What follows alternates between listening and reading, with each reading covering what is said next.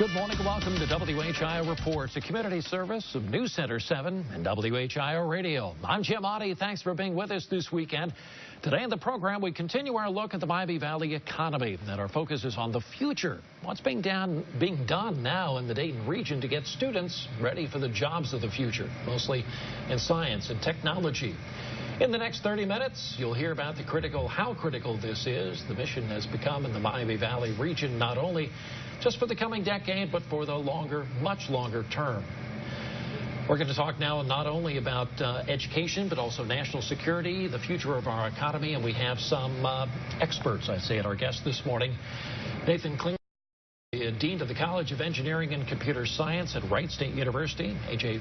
Folino, Deputy Director of Personnel at the AFLR, the Research Laboratory at Wright-Patterson Air Force Base. Deb Grossman is the president of D. Gross Consulting and involved in local technology companies. Deb, so we'll talk with you. Deb Gross, the person I think of most often is the person who's working with promoting education, promoting STEM. First off, let's get to a definition. What is STEM? What does that stand for? And why is this important? It stands for science, technology, engineering, and math. And sometimes medicine. There's a double M there.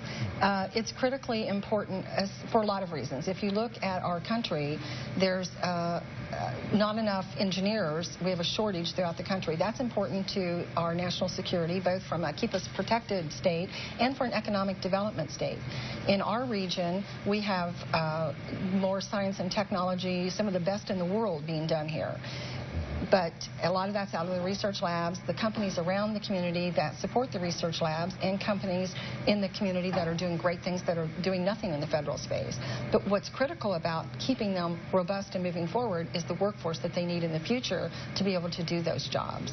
And that's what we're here to talk about today. So, AJ, has STEM been hot all along, or we're just now noticing that this is happening? It's hot because we've named it something. No, Jim, actually going back to World War II, they always talk about the preeminence of the war as air superiority.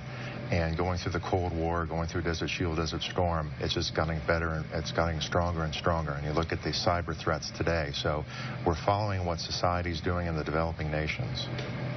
So how hot has this become? And we'll talk not only about what's happening at the base, but also at Wright State University. But Nathan, how hot has this become, especially in the last? I'll give you some perspective here. In our news coverage on News Center 7 and WHIO Radio, we maybe did a couple of stories 10, 15, 20 years ago about engineering and education. The last 10 and especially 5, a multitude. And I went back to look in our archive to see how many stories we've done about it. So why so much focus, especially the last 5 years? Well, I think they finally have really realized that science, technology, engineering, math, those kind of career paths are what drive the economy, not just regionally here in Dayton with defense and aerospace and healthcare, but at the national level. So I think there's been a lot of focus on pipeline development just in the last 5 to 10 years, more so than what used to be predominantly outreach. I think the focus now is actually driving bodies to select these careers. And of course, our focus at the university is to help those people cross the finish line. So let's talk about what's happening at Wright-Patterson Air Force Base. We know it's a research center. A lot of people think of the base as a flying center, and that's true to some extent. There's a lot of research going on. How do you quantify that? How much? Well, so, I mean, the need for research at the base, if you look at, and I won't speak to the specific numbers, but if you look at the workforce is aging. We need to replace the people that are older. We've got a stereotypical workforce in science and technology in general, but certainly at the government, where too many people are old, and they're white, and they're male. We need diversity of the workforce, we need diversity of thought, and we need the people to actually fill the shoes to help the Air Force lead the world. Okay, so Deb Gross, this is where you come in. You're saying, okay, this is a great thing that we have in our economy. If we want to improve our economy in the long term, Dayton Defense and the Education Foundation really started to pick that up. What is the Education Foundation and what role do you play there? I'm the chairman of the board of the Education Foundation, and we do scholarships for local students at Sinclair that are on the track going through to and at Wright State that are in STEM programs. And the whole purpose is to try to focus on getting students out and then getting them placed in the workforce in our community, which is absolutely critical for us. So you raise money for scholarships. We do. We're 100% volunteers, a charitable organization. We have one fundraiser a year, and that's October the 1st this year. Okay, a question for everybody here. Deb, we'll start with you. How great is the need? There are a lot of kids here who are relatively good at math. They need some pushing. They need some encouragement. But sometimes it's my sense that they are not aware of what a great career path that can take them. Deb. I think that you hit the nail right on the head with that. So right now I'm working with a community program that's called the Dayton Metro Plan for Economic Diversity. And basically what that's doing is it's pulling a collaborative group together to help set up an ecosystem that will help commercialize and different technologies and help companies that are entrepreneurs get the tools and the resources that they need to be able to grow their company or small companies. And I think the importance of that is in this community, the ability to have a great job for a long time doing wonderful things is here, and I think it's important, and it's dependent upon the people of the community like doing things like this to get the word out so that parents and kids know that there's great jobs for their future right here in Dayton, Ohio. AJ. Two things that AFRL does with our recruitment program. We have a DoD program called SMART. It's an intern scholarship program for students that are seniors in high school or freshmen in college. They apply for scholarships to get into STEM. The other thing that AFRL really promotes is a Pathways program where college students can come to work for AFRL over the summer, get a stipend. Also, we have another program with year-round. As Nathan was mentioning, 44% of our S&E, science and engineer workforce is age 50 and over. So we need to get our seed corps replenished. So we're actively recruiting young students in science, engineering, and math and medical to come to the lab. Why is that? Why is the workforce, especially science, technology, engineering, why is it aging out, as they call it now? Why is that? Well, it's the typical bathtub, you know, with your baby boomers, and you have a lot of people that are staying, for one thing, within AFRL, they're staying on because they like it so much. Well, it's a good gig, yeah. But I think if you look across Right Path, the average age is about age 50 for those 44 to 45% of the workforce. It's just the baby boomers, people that were born in the 50s and 60s that are coming up upon retirement age. That's incredible. Nathan. Yeah, so I mean, I think the focus in the last several years has been much more towards the career paths that you talked about, as opposed to what I formerly would think about as more outreach to drive interest. I think the outreach is working. If you look at engineering programs across the state and across the country, enrollments are booming, even in institutions where the rest of the enrollments aren't. And so the outreach and the pipelines are working, but what we're trying to do at Wright State is really close that gap, meet students in their junior or senior year. In fact, we've got a faculty recruitment fellows program out of the College of Engineering and Computer Science where myself and faculty members go directly in the classrooms, so not college fairs. We contact the teachers and we say, how about we come and talk about career opportunities here in Dayton, Ohio, at Wright State, at the Air Force, in the tremendous manufacturing community, healthcare community that we have here. And so this year we got out to 65 high schools, contacted 3,000 students estimated in their own classrooms. So you have that direct contact. What are kids looking for? Because when you say, hey, this is going to be fun and interesting and financially rewarding, they're interested in fun. And they're not thinking of a 35-year career in high schools. How do you pitch that? So this is a huge advantage that engineering has relative to the rest of higher ed, because the reality is engineers, they get up and they don't go to work. Right? They get up and they go have fun, and that's what it is. So, I mean, we embody that in higher education. Right now, we're in the midst of a 15,000 square foot renovation to create the Bison Entrepreneurship Laboratory, a gigantic playland for kids that have their appetites already whet by the outreach type activities that we're doing, and some of the advanced preparation to have these skills, but really coming to college and realizing you can create and design and build and change the world. That's an opportunity that a lot of degree programs don't offer. When we come back from the break, we'll talk more about what's happening not only at the base, but more specifically about Wright State University and that outreach program to younger kids. Stay with us here at WHIO Reports. Back in a minute.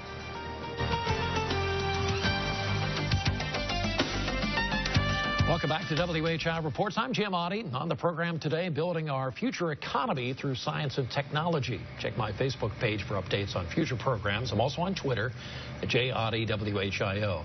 Our guest this morning, Nathan Klingbeil, the Dean of the College of Engineering and Computer Science at Wright State University. AJ Foligno, the Deputy Director of Personnel at AFLR. That's the Air Force Research Laboratory at Wright-Patterson Air Force Base.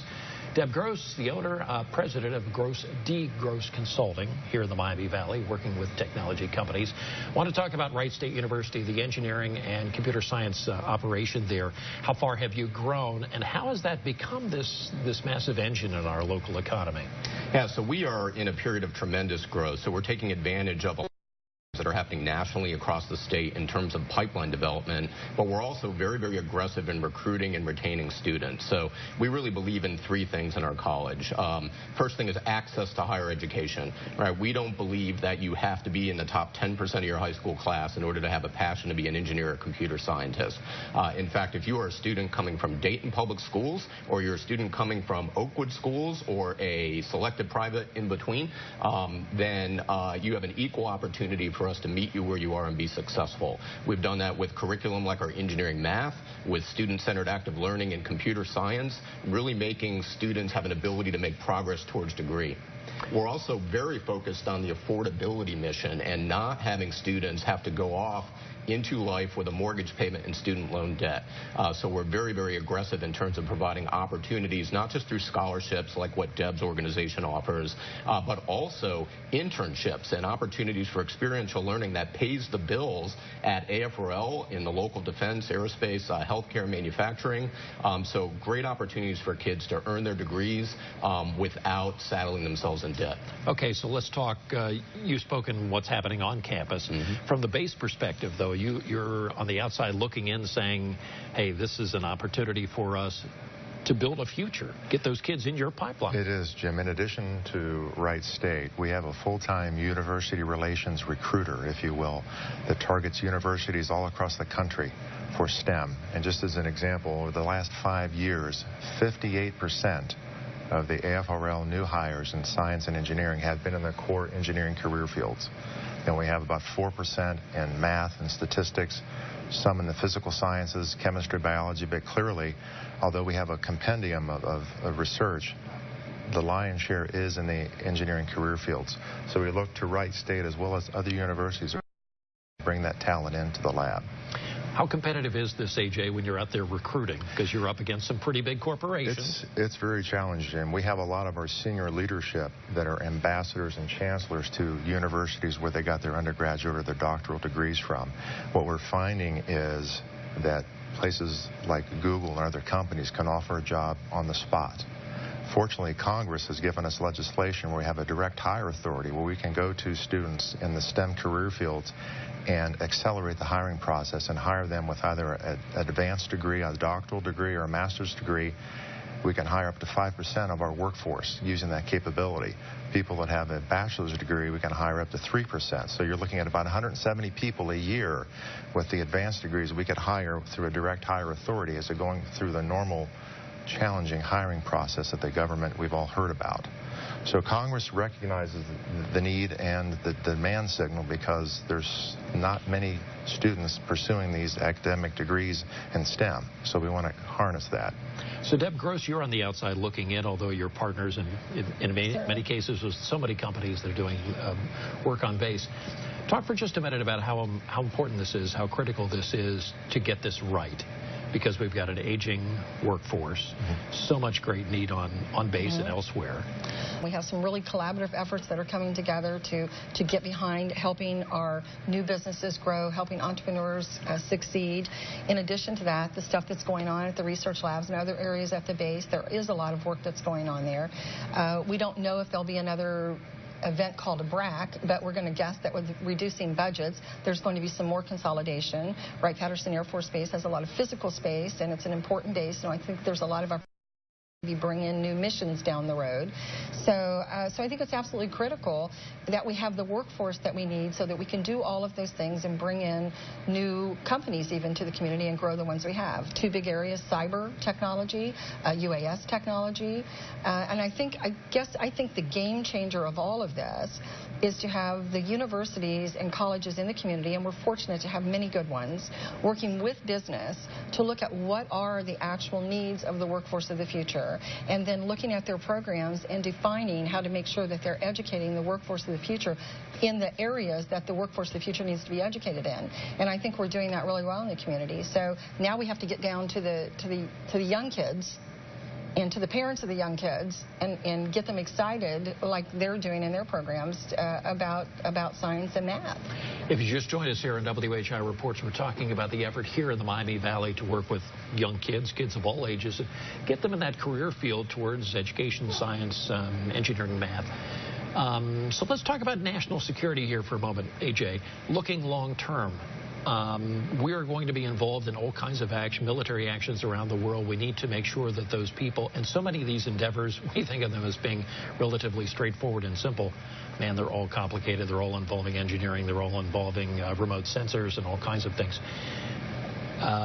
Look at the same problem from through those glasses now, thinking about national security. Correct. From a technical area, directed energy, hypersonics, artificial intelligence, robotics, computer science, computer engineering, those are the talents that the lab and DoD is going to have to do to be able to compete and survive. If you look at what's going on in the world today, very heavy into geospatial, radar, sensors, all the leading edge, which again gets into a lot of the computer science, a lot in as well with cognitive thinking, artificial intelligence. That's really going to be the future. So Nathan, from the university side of this equation, how well do your programs match up with not only what's needed on base, but out in the private sector? Well, so that is one of our primary missions in the region, is to serve the technology workforce. And in fact, that's one advantage of Wright State University as the mid-sized regional institution. Our students come from the 16 surrounding counties, and in large proportion, our students stay back in the region. So we have a real opportunity to drive the workforce at graduate education. So beyond the access and affordability, we're about preeminence in research programs. Virtually every technical area that was just mentioned, we have faculty members that are leading experts in the world. Things like radar you mentioned. We have an electrical engineering department. Dr. Brian Rigling runs one of the biggest sensors and radar exploitation programs in the United States. Huge operation. Students from undergraduate all the way through PhD engaging in research with the Sensors Directorate at AFRL. Areas like cybersecurity. We had the first master's program in the state of Ohio. We have an online version of a cybersecurity master's degree as well. So we are developing programming really on the cutting edge to serve the needs of AFRL, and we try and keep that communication very, very tight. The executive directors of AFRL are always on the advisory boards for the College of Engineering and Computer Science. We maintain a very, very tight relationship to serve those needs. And Nathan, talk for a second about how you have to be able to pivot with the economy of what the demands are. You can't just set up your engineering program and go be in that ivory tower and continue to run those same programs year after year, decade after decade. You got to be right with it because things do change. Absolutely. So, I mean, I think the huge advantage for us, and when I'm out recruiting students for the future pipeline as well, make no mistake, Dayton, Ohio is the reason we're able to do access, affordability, and preeminence in research. So it's the ability of our students to have flexible programs where they can be inside the fence at AFRL 10 hours a week, working alongside government scientists in these areas, and with the faculty members as recipients of grants and contracts and advising the students. So essentially our proximity to AFRL means that we are in constant understanding of where the edge of the technology is, and it's the faculty members and the students doing that research which then feeds the curriculum and the programs we develop to continue to serve the workforce needs. We'll take another break here. When we come back, I want to talk and get your take on this. Advice to parents of teenagers or even younger. They want to push their kids in this direction. Stay with us in WHIO Reports. We'll return in a moment. I'm Jim Oddie. This is WHIO Reports. Thanks for being with us this weekend. We're talking about the role of science and technology. It's playing in the future of our economy here in the Miami Valley. Our guest this morning, Nathan Klingbeil, the Dean of the College of Engineering and Computer Science at Wright State University, A.J. Foligno, Air Force Research Laboratory Deputy Director of Personnel. He's the guy who finds people and helps them along with their career. Deb Gross is the president of D. Gross Consulting. Deb, you helped to bring us all together here. Your advice to parents who are thinking at home, you know, my son or daughter is very good at math. They're very good at some of the other things we've been talking about here. How can I encourage them to get involved in this? Well, I think to start with, you have to encourage kids to take an interest in math and science, even if they don't maybe readily want to or appear to be the sharpest tack in the box. Because these are skills that need to be learned and built upon, and it's really hard to kind of ignore that, and then they turn 17 and all of a sudden everything turns on and they want to kind of get caught up. It's hard to get caught up in those fields, so I think encouraging them. There's so many things in the community that go on. There's tech fairs down at Sinclair where kids can go and touch and feel things and understand about science. You can teach kids yourself in your home. I'm going to tell you just a quick story about a birthday party I went to where the kids, there's a 4-year-olds, and what they did was they mixed stuff up and made volcanoes with different colors fly out, and then they went out, they made and painted little rockets and went out and shot them off, and those kids had science projects they learned at a birthday party that was just awesome. You can do a lot. You just need to talk to your children and keep them aware of what's going on in those areas through books and through touching and feeling and seeing. Take them to museums. AJ, what do you tell people? Within AFRL, we have about 6,000 people across the country that work for the enterprise. And within each state, they have a K-12 educational outreach program where we have a lot of our scientists, engineers, and professionals. They'll volunteer at local science fairs. So they're out there promoting science and engineering to the kids, and they talk about science being cool. So they deliberately work within their local communities, within the local high schools and middle schools to try to spread the word. Nathan, where do you start? You're a parent. You're a parent, and you've got those kids, and you say, you know, you really ought to be thinking more long term. That career as an NBA center, probably not going to happen. Playing second base for the Pirates or the Reds, not going to happen. Yeah, so, you know, I think that definitely the tremendous outreach opportunities we have here, things like Tech Fest held at Sinclair, that's fun. Get the kids out, do the science, get them interested in it. I think definitely the pipelines and the outreach, things like the first Lego League, we have the state championship in the Nutter Center. These are all programs students that already might have some interest in that area, and what we're doing is we're validating that interest and providing an opportunity to get more grounded in it and double down. I do think there's some danger of over pigeonholing kids or trying to over pigeonhole these careers too early on.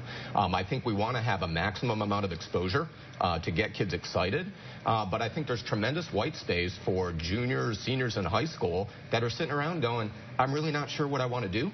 And that's where we really take it personally and say, look, it's our job to get out there and have these people understand the career paths that are available if you think about these fields. And, you know, I don't need you to have AP credit for Calc 1 and 2 in order to be successful in my engineering program. I can show you how to use math in the context that we use it, and we can get you going. As long as you get out of high school kind of college ready, we can turn you into an engineer. As we close here, I wanted to tell people at home, make sure that you check the website for the engineering program at Wright State University. It really is impressive. Also, the Dayton Defense Education Foundation, they have a lot going on, doing a lot of good work in the community here. Thanks for your time on the program this morning. Thanks to people at home. While you're online this weekend, checking Deb's website, go to ours as well at WHIO.com. You can find out what's happening all around the Miami Valley and be with us 24/7.